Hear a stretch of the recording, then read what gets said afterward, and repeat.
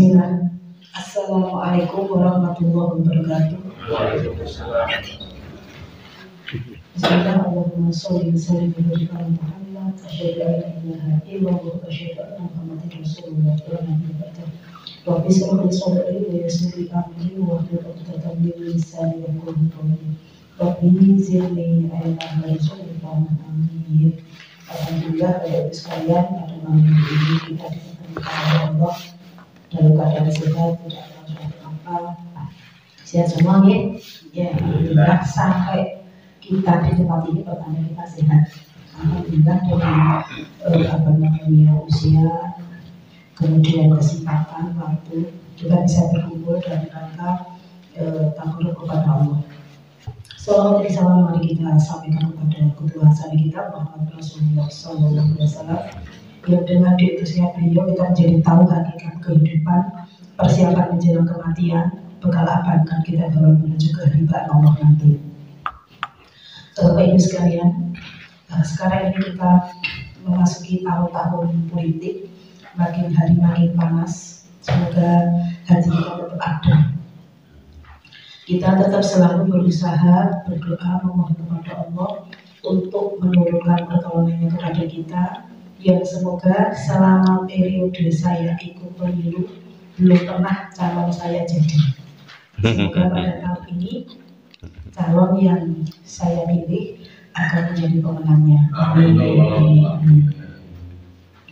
Bapak Ibu sekalian, berkenaan dengan pemilihan, memang ada sebagian dari saudara kita yang tidak mau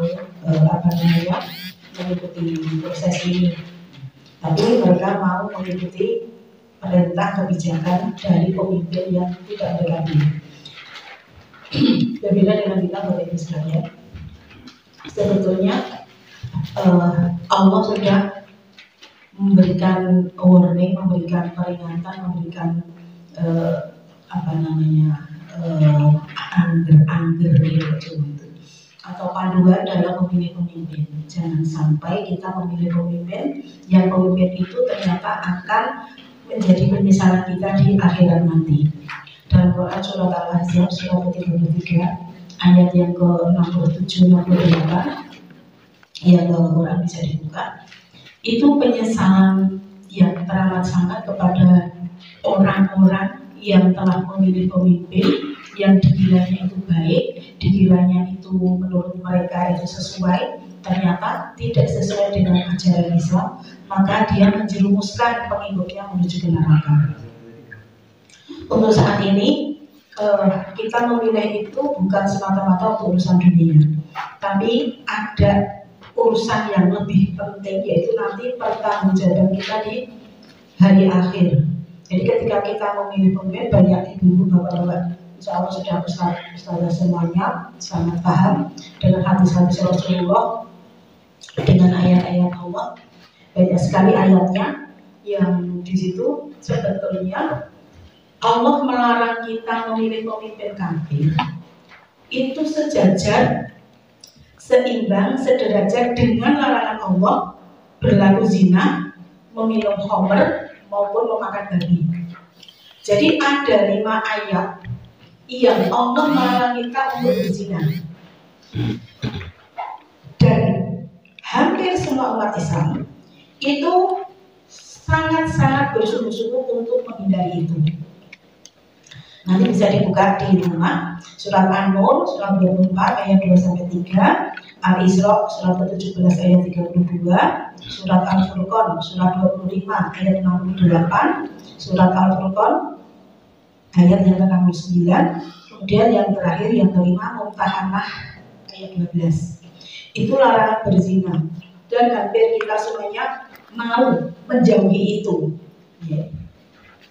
Kemudian larangan dalam meminum khamr itu ada di 3 surat. Yang pertama surat Al-Baqarah ayat 219, yang kedua dan ketiga surat Al-Maidah 90-91.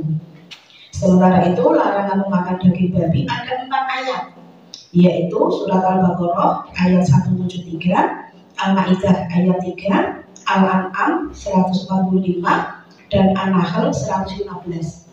Ada 5, 3, 4 ayat yang semua umat Islam pasti jauhi. Seteguh pun tidak akan berani minum khamr. Sedikit pun secuil pun tidak akan berani mau makan daging babi. Tetapi ada 19 ayat yang di situ Allah melarang haram memilih pemimpin kafir. Ada di 19 ayat.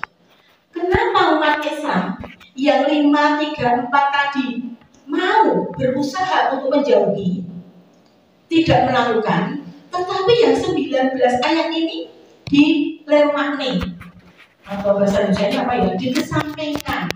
Jadi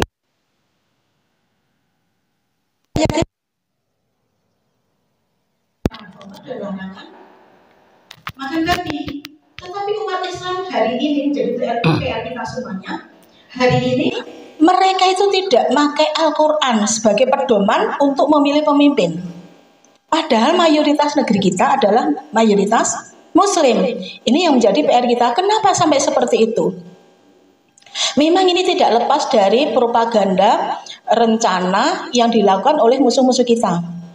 Jadi yang namanya Hantinteng itu sudah merencanakan 50 tahun yang lalu bagaimana cara menghadapi umat Islam dan mengalahkannya. Sementara kita sampai hari ini tenang-tenang saja. Bahkan kita disodorkan 3 pilihan, itu masih banyak umat Islam yang cenderung kepada mereka. Kita bisa melihat ketika di podcastnya Refli Harun itu ada ketua relawan Anies yang sampai disodori 73 M. Tapi alhamdulillah mbaknya bisa menolak. Kita juga dilewati beberapa WhatsApp, itu ada seorang kiai kampung itu ditawari, ditoto di klosonya itu uang bertumpuk-tumpuk merah semuanya. Ditaksir ada 1 M. Nah ini uang-uang yang seperti ini jelas sekali keharamannya, karena ini termasuk rasuah. Nah termasuk kader-kader yang klepek-klepek dengan uang, ya bisa jadi karena mbak yang saya lupa namanya, yang disodori 73 M ini bisa menahan diri untuk tidak menerima, tapi di bawahnya tingkat kecamatan, korwil, korcap itu ternyata mereka gugur. Bayangkan orang yang tidak punya kerja atau orang yang bekerja tetapi tidak cukup untuk memenuhi kebutuhannya disodori duit 1 M. Maaf itu, waktunya habis. Aduh. 15 menit lewat 1 menit. Waduh, ya wes sebenarnya kurang. Simpulkan dulu. Oh iya.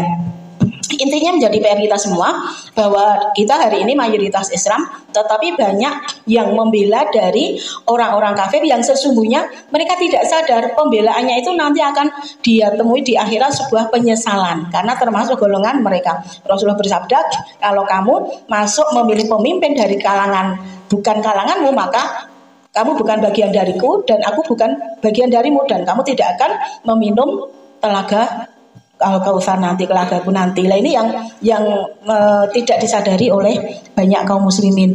Sebetulnya waktunya harusnya panjang, tapi ya saya sampaikan terima kasih Pak Surono atas ininya ya mohon maaf kalau ada salah. Assalamualaikum warahmatullahi wabarakatuh.